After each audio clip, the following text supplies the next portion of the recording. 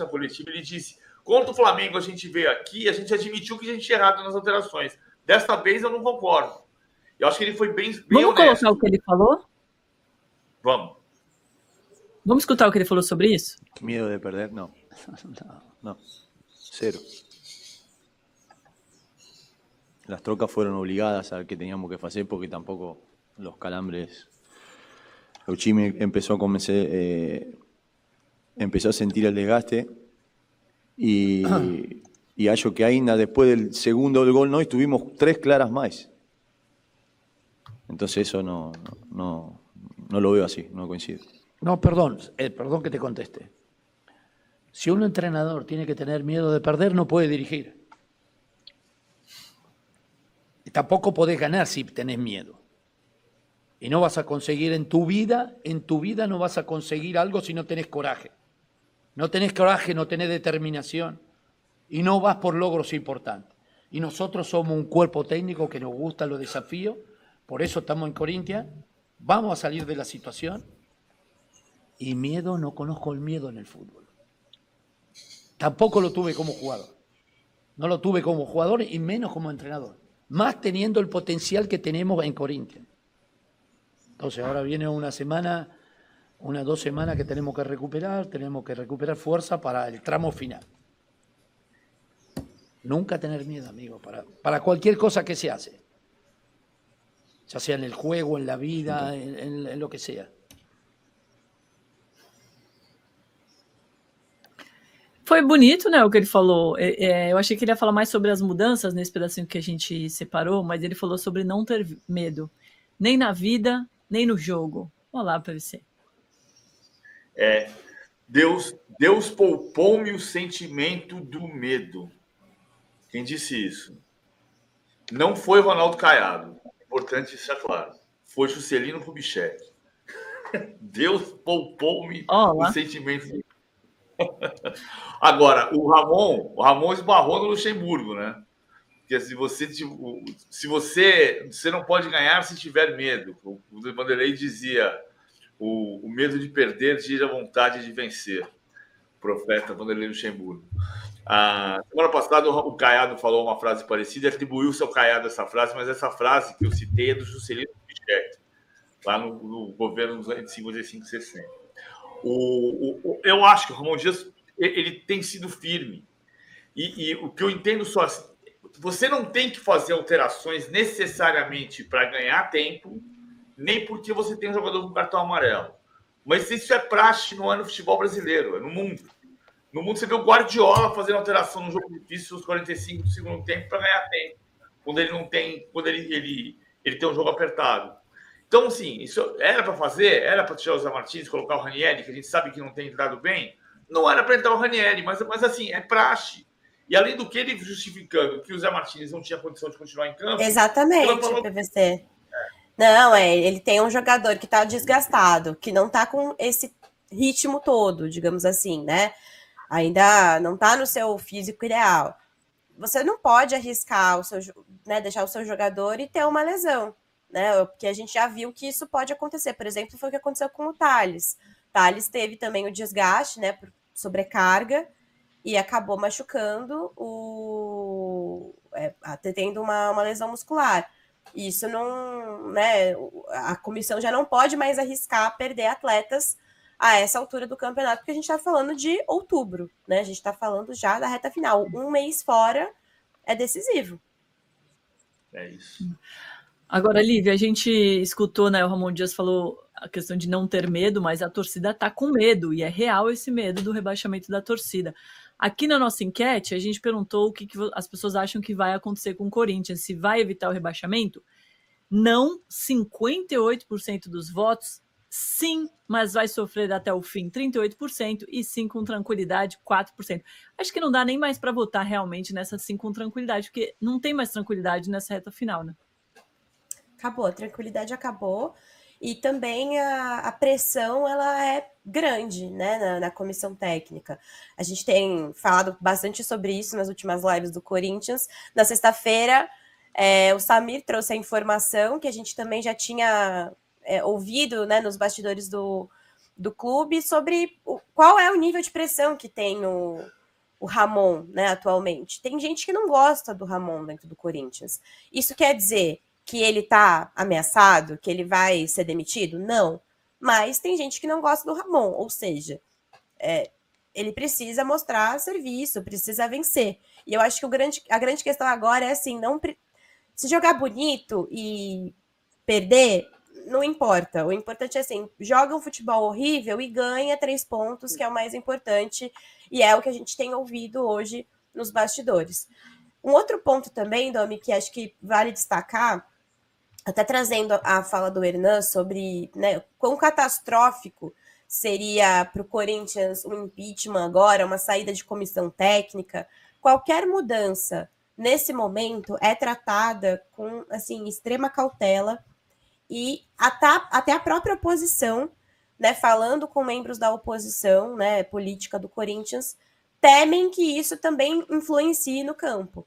Então, assim, é uma situação tão difícil do Corinthians, porque a gente está falando de uma sequência que, pô, tem Palmeiras pela frente, tem vários confrontos difíceis, confrontos da parte de baixo da tabela, que são jogos de 6 pontos. Então, assim, a situação do Corinthians é muito difícil, politicamente e também dentro de campo. Eu acho que, assim, a única salvação mesmo para esse ano é jogar bola e vencer 3 pontos. Não tem mais, assim, troca de gestão agora não ia beneficiar em nada, troca de comissão não ia beneficiar em nada, é só mesmo 3 pontos no bolso e tentar sair dessa situação. Só dar um pitaco aqui sobre essa questão, que eu acho que o Lina falou, a Lívia falou também. Só um ponto que eu acho importante a gente definir. Trocar comando técnico não faz o menor sentido. Até porque o Corinthians se não fez a melhor partida do ano contra o Internacional, fez uma das melhores partidas do ano Internacional. Tá? Então, trocar a comissão técnica é fora de questão. O time está melhorando. O time está melhorando. Só que é um time novo. O time está se montando. É 16º colocado no segundo turno. E é 18º na classificação geral. Mas, assim, é 16º. Não está bom ser 16º. Mas é um time que está melhorando o desempenho. Então, comissão técnica, nem pensar. Não se trata disso. Agora, o caso do impeachment, se houver irregularidade administrativa que leve, pelo estatuto, a considerar-se o impeachment, aí é um outro ponto. Aí o Conselho vai votar. Eu não acredito que vai dar impeachment, porque, além do Conselho ter que ter maioria, tem que levar para a Assembleia Geral. Então, dificilmente vai ter um impeachment. Mas, se você tiver uma irregularidade que leve a um processo de impeachment, aí não é porque o Corinthians está sofrendo nesse momento que não vai ter impeachment. A questão é se tem ou se não tem irregularidade.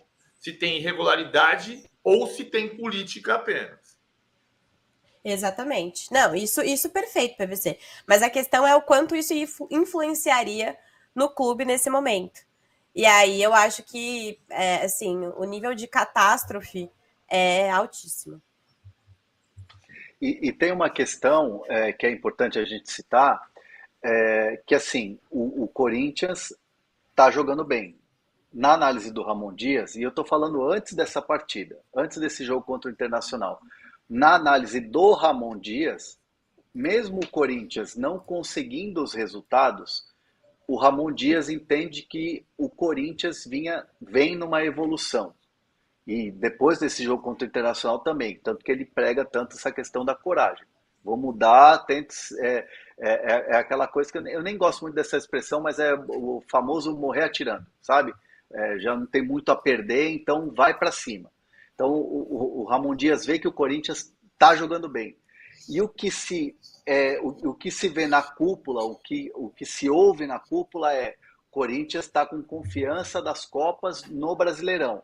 É um ajuste ou outro para o time engrenar. O problema é que o tempo está ficando curto. Então, quando você olha a tabela diminuindo, você precisando vencer, mas ao mesmo tempo a confiança subindo, o que está faltando? Então você começa a espanar. E aí a direção está começando a pressionar para tudo quanto é lado. Precisa vencer. A cobrança está sendo alta dentro do CT hoje. né, essa semana livre, essa semana de data FIFA, vai ter uma cobrança no sentido assim, o time precisa não só jogar bem, como está jogando na análise, como está com confiança, mas principalmente vencer os jogos. Não chegar no clássico contra o Palmeiras desesperado pelo resultado. Vindo numa pegada de resultados positivos para chegar contra um Palmeiras bem, com confiança e com os resultados. Então, assim, é um Corinthians que está naquela continha gota, com o balde já quase cheio. E assim, mudança de técnico nesse momento me parece totalmente improvável. Isso na análise também da alta cúpula. Tem mais uma mensagem aqui do Abel Ravizio, muito boa, falando que a salvação do Corinthians seria ser eliminado das 2 Copas. Mas aí, essa questão que o Hernan está falando, e que a Lívia comentou também, né, do ânimo que as classificações trouxeram para o Corinthians, pode ser determinante também no Brasileirão. Não, eu acho que se em condição ideal, seria melhor o Corinthians poder se concentrar só no Brasileirão. Você não vai abrir mão de uma chance de ser campeão porque pela possibilidade de ter mais paz no Brasileiro. Até porque você estar fora da Copa do Brasil e fora da Copa Sul-Americana não garante que você não vai ser rebaixado. Vou pegar um exemplo do passado. É diferente porque o elenco do Palmeiras de 2012 era ruim. Era um elenco fraco. Não era nem para ganhar a Copa do Brasil. Mas o Palmeiras jogou o segundo semestre de 2012 e só o Brasileirão foi rebaixado. Não é porque você está fora das Copas que você vai escapar do rebaixamento. Então, tudo é uma faca de 2 gumes, não dá para ter certeza. O fato é que o Corinthians está com possibilidade de título na Copa do Brasil e na Copa Sul-Americana e tem obrigação de escapar do rebaixamento. Aí tem alguns cenários que o Corinthians tem que ganhar ponto. Tem que perder 2 pontos por causa dessa bola que o Alan Patrick recebe sozinho. Muito mais grave do que a discussão das alterações que o Ramon Dias fez é perguntar por que ninguém marcando o Alan Patrick no segundo pau na última bola do jogo. Outra coisa, assim, tem zagueiro quando está em fase ruim é difícil, né? A bola no primeiro gol desvia no Gustavo Henrique e tira o Hugo da jogada. Na segunda desvia o Gustavo Henrique e vai para dentro do gol. Então, essa aí, mais uma, ele podia pedir música do Fantástico, porque assim, realmente eu nunca vi tanto azar na minha vida. Mas o erro ali é o Alan Patrick tonto. O Alan Patrick recebe, domina, fala, acho que eu vou bater para dentro da área para ver o que vai acontecer. E saiu gol 50 minutos do segundo tempo. E isso foi um capricho, porque o Corinthians jogou bem. O Corinthians jogou para ganhar a partida. Teve um impedimento de VAR, né, das mal traçadas linhas, impedimento que o Flamengo reclamou na semana passada contra o Corinthians, é o impedimento que o Palmeiras reclamou contra o Flamengo, é o impedimento que o Corinthians pode reclamar agora contra o Internacional, mas é impedimento de linha, é a linha que tem, foi gol anulado. O Corinthians podia fazer 3-1 se tivesse validado o gol. E acabou perdendo na última bola do jogo, perdeu 2 pontos numa partida que, se não foi a melhor do Corinthians no ano, foi a segunda ou a terceira.